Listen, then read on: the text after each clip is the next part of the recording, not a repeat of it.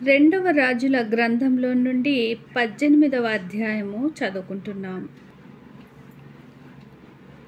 ఇజ్రాయేలు రాజును ఏలా కుమారుడునైన హోషేయ ఏలుబడిలో 3వ సంవత్సరమందు యూదా రాజును ఆహాజు కుమారుడునైన హిజ్కియా ఏలనారంభించెను. అతడు ఏలనారంభించినప్పుడు 25 ఏండ్ల వాడై యెరూషలేమునందు 29 సంవత్సరములు ఏలెను. అతని తల్లి జకర్యా కుమార్తె. ఆమెకు అబి అని పేరు. తన పితరుడైన దావీదు చేసినట్లు అతడు యెహోవా దృష్టికి పూర్ణముగా నీతిననుసరించెను. ఉన్నత స్థలములను కొట్టివేసి విగ్రహములను పడగొట్టి దేవతా స్తంభములను పడగొట్టి మోషే చేసిన ఇత్తడి సర్పమును చిన్న భిన్నములుగా చేసెను. దానికి ఇజ్రాయేలీయులు నెహుష్టానును పేరు పెట్టి దానికి ధూపము వేయిచూ వచ్చి ఉండిరి. అతడు ఇజ్రాయేలీల దేవుడైన యెహోవా యందు విశ్వాసముంచినవాడు. అతని తరువాత వచ్చిన యూదా రాజులలోను అతని పూర్వీకులైన రాజులలోనూ అతనితో సమమైన వాడు ఒకడునూ లేడు. అతడు యెహోవాతో హత్తుకొని ఆయనను వెంబడించుటలో వెనుక తీయక ఆయన మోషేకు ఆజ్ఞాపించిన ఆజ్ఞలన్నిటినీ గైకొనుచుండెను. కావున యెహోవా అతనికి తోడుగా ఉండెను. తాను వెళ్ళిన చోటనెల్లా అతడు జయము పొందెను. అతడు అష్షూరు రాజునకు సేవ చేయకుండా అతని మీద తిరుగబడెను. మరియు గాజా పట్టణము వరకు దాని సరిహద్దుల వరకు కాపరుల గుడిసెల యందేమి ప్రాకారములు గల పట్టణముల యందేమి అంతటను అతడు ఫిలిష్తీయులను ఓడించెను.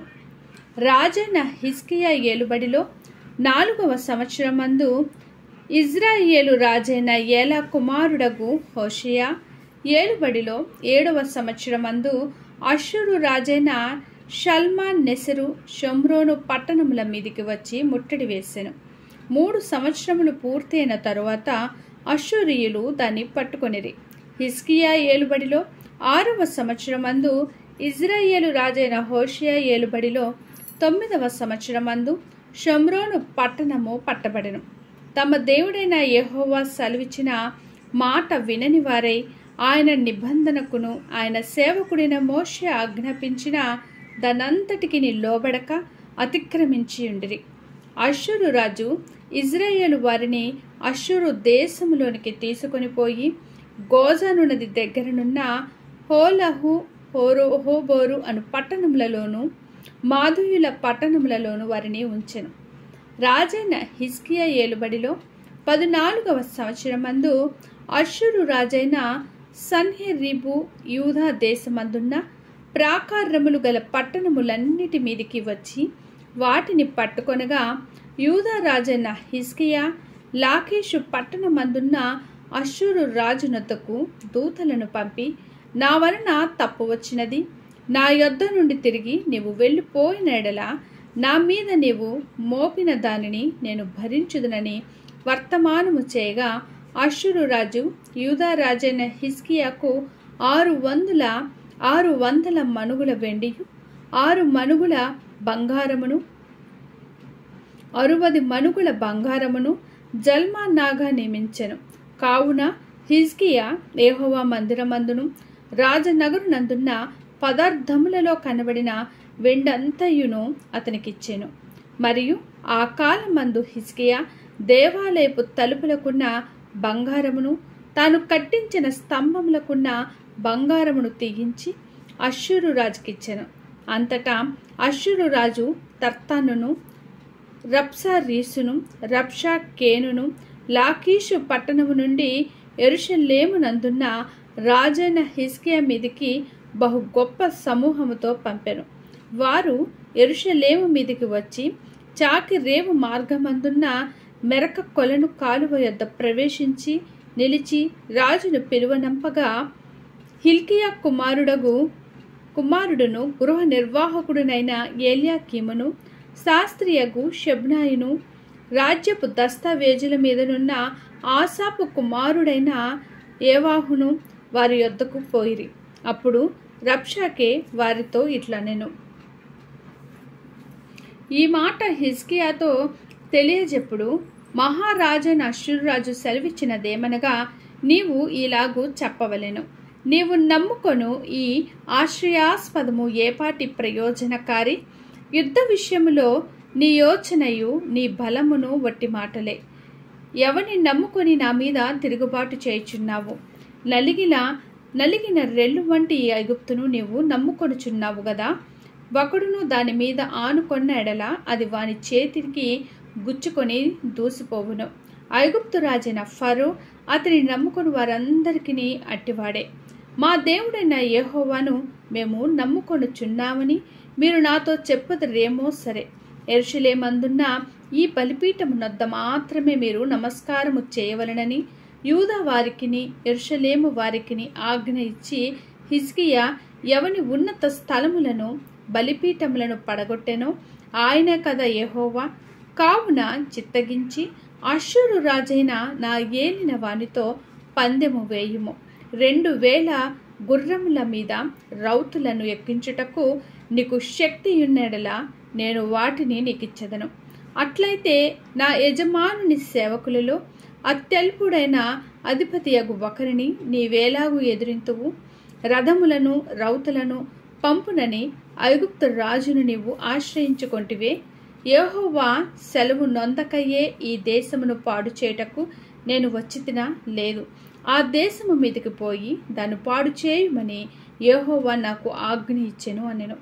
హిల్కియా కుమారుడైన ఎల్యాకీము, షెబ్నాయు, యోవాహు అనువారు, చిత్తగించుము, నీ దాసులమైన మాకు సిరియా భాష తెలియను గనుక దానితో మాట్లాడుము. ప్రాకారము మీదనున్న ప్రజల వినికిడిలో యూదుల భాషతో మాట్లాడుకుమని రబ్షాకేతో అనగా, రబ్షాకే ఈ మాటలు చెప్పుటకై నా యజమానుడు నీ యజమానుని యొద్దకును నీ యొద్దకును నన్ను పంపెనా? తమ మలమును తినునట్లును తమ మూత్రమును త్రాగునట్లును మీతో కూడా ప్రాకారము మీద కూర్చున్న వారి యొద్దకును నన్ను పంపెను గదా అని చెప్పి గొప్ప శబ్దంతో యూదా భాషలో ఇట్లనెను. మహారాజైన అష్షూరు రాజు సెలవిచ్చిన మాటలు వినుడి. రాజు సెలవిచ్చినదేమనగా, హిజ్కియా చేత మోసపోకుడి. నా చేతిలో నుండి మిమ్మును విడిపింప శక్తి వానికి చాలదు. యెహోవాను బట్టి మిమ్మును నమ్మించి యెహోవా మనలను విడిపించును. ఈ పట్టణము అష్షూరు రాజు చేతిలో చిక్కకపోవునని హిజ్కియా చెప్పుచున్నాడే. హిజ్కియా చెప్పిన మాట మీరు అంగీకరింపవద్దు. అష్షూరు రాజు సెలవిచ్చినదేమనగా, నాతో సంధి చేసుకొని నా యొద్దకు మీరు బయటికి వచ్చినెడలా మీలో ప్రతి మనిషి తన ద్రాక్ష చెట్ల ఫలమును తన అంజూరపు చెట్టు ఫలమును తినుచు తన బావి నీళ్లు త్రాగుచూ ఉండును. అటు పిమ్మట మీరు చావక బ్రతుకున్నట్లుగా మేము వచ్చి మీ దేశము వంటి దేశమునకు అనగా గోధుమలను ద్రాక్ష రసమును గల దేశమునకును ఆహారమును ద్రాక్ష చెట్లను గల దేశమునకును ఒలీవ తైలమును తేనెయు గల దేశమునకును మిమ్మును తీసుకొని పోవుదుము. అచ్చట మీరు సుఖముగా నుందురు. కావున యెహోవా మిమ్మును విడిపించునని చెప్పి హిజ్కియా మీకు బోధించు మాటలను వినవద్దు. ఆయా జనముల దేవతలలో ఏదైనను తన దేశమును అష్షూరు రాజు చేతిలో నుండి విడిపించెనా? హామాదు దేవతలు ఏమాయను? అర్పాదు దేవతలు ఏమాయను? సెపర్వయిము దేవతలు ఏమాయను? హేనా హివ్వ అనువారు దేవతలు ఏమాయను? షమ్రోను దేశపు దేవత మా చేతిలో నుండి షమ్రోనును విడిపించెనా? యెహోవా మా చేతిలో నుండి యెరూషలేమును విడిపించుననుటకు ఆయా దేశముల దేవతలలో ఏదైనను తమ దేశమును మా చేతిలో నుండి విడిపించినది కలదా అని చెప్పెను. అయితే అతనికి ప్రత్యుత్తరమియ్యవద్దని రాజు సెలవిచ్చి ఉండుట చేత జనులు ఎంత మాత్రమును ప్రత్యుత్తరమియ్యక ఊరకుండిరి. గృహ నిర్వాహకుడును హిల్కియా కుమారుడనైన ఎల్యాకీమును శాస్త్రియగు షెబ్నాయును రాజ్యపు దస్తావేజుల మీదనున్న ఆసాపు కుమారుడైన యోవాహును బట్టలు చింపుకొని హిజ్కియా యొద్దకు వచ్చి రబ్షాకే పలికిన మాటలన్నీ తెలియచెప్పిరి. దేవుడు ఈ అధ్యాయమును దీవించునుగాక. ఆమేన్. ఇప్పటి వరకు మనము రెండవ రాజుల గ్రంథంలో నుండి 18వ అధ్యాయము చదువుకున్నాము. కేవలం దేవునికి మహిమ కలుగునుగాక. ఆమేన్. ఇప్పుడు మనము రెండవ రాజుల గ్రంథంలో నుండి 19వ అధ్యాయము చదువుకుంటున్నాం. హిజ్కియా విని తన బట్టలు చింపుకొని గోనె పట్ట కట్టుకొని యెహోవా మందిరమునకు పోయి గృహ నిర్వాహకుడునగు ఎల్యాకీమును, శాస్త్రి షెబ్నాను, యాజకులలో పెద్దలను, ఆమోజు కుమారుడును, ప్రవక్తయునైన యెషయా యొద్దకు వచ్చెను. వీరు గోనెపట్ట కట్టుకొని అతని యొద్దకు వచ్చి అతనితో ఇట్లనిరి: హిజ్కియా సెలవిచ్చినదేమనగా, ఈ దినము శ్రమయు శిక్షయు దూషణయు గల దినము. పిల్లలు పుట్టవచ్చిరి గాని కనుటకు శక్తి చాలదు. జీవము గల దేవుని దూషించుటకై అష్షూరు రాజైన తన యజమానుని చేత పంపబడిన రబ్షాకే పలికిన మాటలన్నీయు నీ దేవుడైన యెహోవా ఒకవేళ ఆలకించి నీ దేవుడైన యెహోవాకు వినబడియున్న ఆ మాటలను బట్టి ఆయన అష్షూరు రాజును గర్దించునేమో. కాబట్టి నిలిచిన శేషము కొరకు నీవు హెచ్చుగా ప్రార్థన చేయము. రాజైన హిజ్కియా సేవకులు యెషయా యొద్దకు రాగా యెషయా వారితో ఇట్లనెను: మీ యజమానునికి ఈ మాట తెలియజేయుడి. యెహోవా సెలవిచ్చినదేమనగా, అష్షూరు రాజు పనివారు నన్ను దూషింపగా నీవు వినిన మాటలకు భయపడవద్దు. అతనిలో ఒక ఆత్మను నేను పుట్టింతును. అతడు వదంతి విని తన దేశమునకు వెళ్ళిపోవును. తన దేశమందు కత్తి చేత అతని కూల చేయుదును. అష్షూరు రాజు లాకీషు పట్టణమును విడిచి వెళ్ళి రిబ్నా మీద యుద్ధము చేయుచుండగా రబ్షాకే పోయి అతన్ని కలుసుకొనెను. అంతటా కూషు రాజైన తిర్హాక తన మీద యుద్ధము చేయుటకు వచ్చనని ఆ అష్షూరు రాజునకు వినబడినప్పుడు అతడు ఇంకొకసారి హిజ్కియా యొద్దకు దూతలను పంపి ఈలాగు ఆజ్ఞ ఇచ్చెను: యూదా రాజుకు హిజ్కియాతో ఈలాగు చెప్పుడి, యెరూషలేము అష్షూరు రాజు చేతికి అప్పగింపబడదని చెప్పి నీవు నమ్ముకొనియున్న నీ దేవుని చేత మోసపోకము. ఇదిగో, అష్షూరు రాజులు సకల దేశములను బొత్తిగా నశింపజేసిన సంగతి నీకు వినబడినది గదా. నీవు మాత్రము తప్పించుకొందువా? నా పితరులు నిర్మూలము చేసిన గోజాను వారు గాని, హారాను వారు గాని, రెజెపులు గాని, తలష్మారులో నుండిన ఎదెనీయులు గాని తమ దేవతల సహాయము వలన తప్పించుకొనిరా. హామాతు రాజు ఏమాయను? అర్పాదు రాజును, పెపర్వాయిము, హేన, ఇవ్వాను పట్టణముల రాజులను ఏమైరి? హిజ్కియా దూతల చేతిలో నుండి ఆ ఉత్తరము తీసుకొని చదివి యెహోవా మందిరములోనికి పోయి యెహోవా సన్నిధిని దాన్ని విప్పి పరిచి యెహోవా సన్నిధిని ఇట్లని ప్రార్థన చేసెను: యెహోవా, కెరూబుల మధ్యను నివసించుచున్న ఇజ్రాయేలీయుల దేవా, భూమ్యాకాశములను కలుగజేసిన అద్వితీయ దేవా, నీవు లోకమందున్న సకల రాజ్యములకు దేవుడివై ఉన్నావు. యెహోవా, చెవియొగ్గి ఆలకింపుము. యెహోవా, కన్నులు తెరచి దృష్టించుము.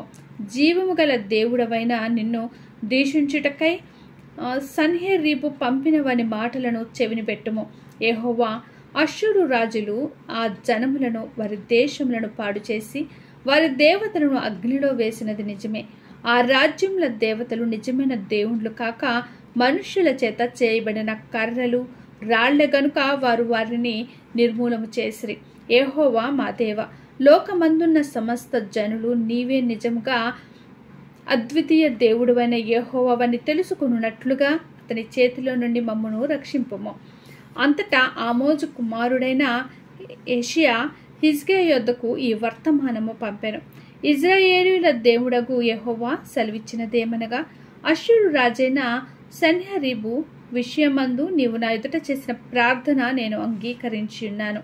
అతని గూర్చి యెహోవా సెలవిచ్చిన మాట ఏదనగా, సియోను కుమారియకైన కన్యక నిన్ను దూషణ చేయుచున్నది, నిన్ను అపహాస్యము చేయుచున్నది.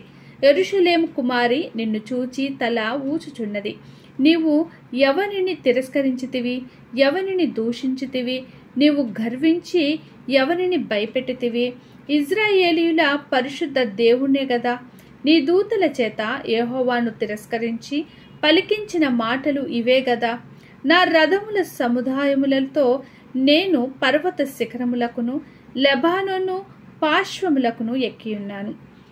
ఎత్తుగల దాని దేవదారు వృక్షములను శ్రేష్టమైన సరళ వృక్షములను నరికివేసి ఉన్నాను.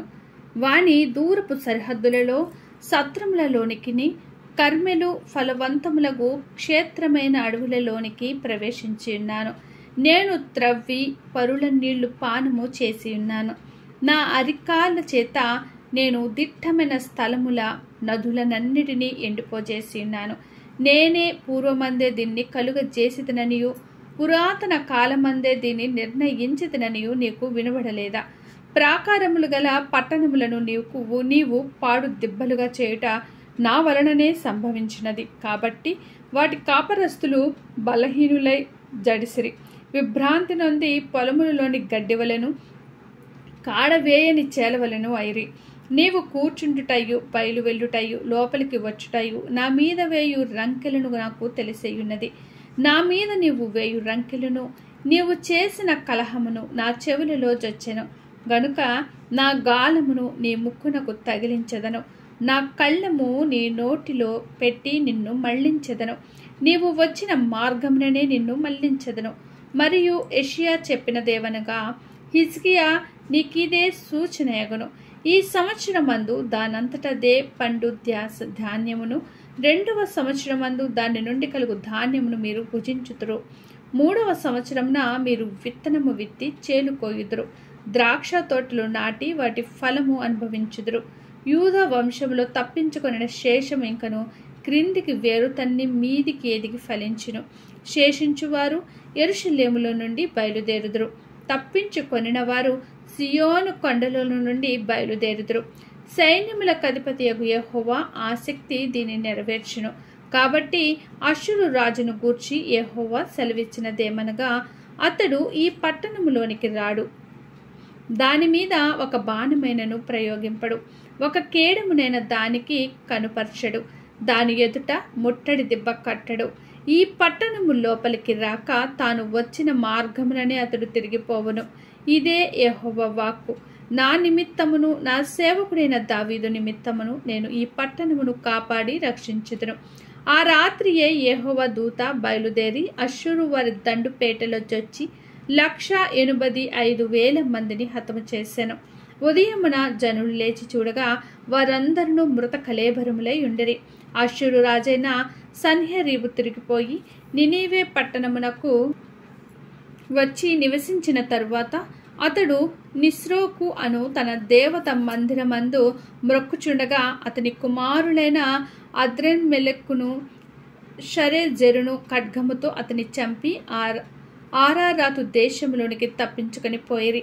అప్పుడు అతని కుమారుడైన ఎసర్హద్దోను అతనికి మారుగా రాజైను. దేవుడు ఈ అధ్యాయమును దీవించునుగాక. ఆమేన్. ఇప్పుడు మనము 2వ రాజుల గ్రంథంలో నుండి 19వ అధ్యాయము చదువుకున్నాము.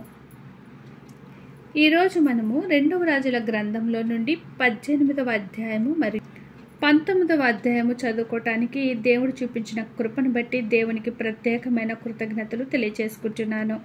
ప్లీజ్ లైక్ చేయండి, షేర్ చేయండి, సబ్స్క్రైబ్ చేయండి. దేవుడు మనందరికీ తోడైండునుగాక. ఆమేన్.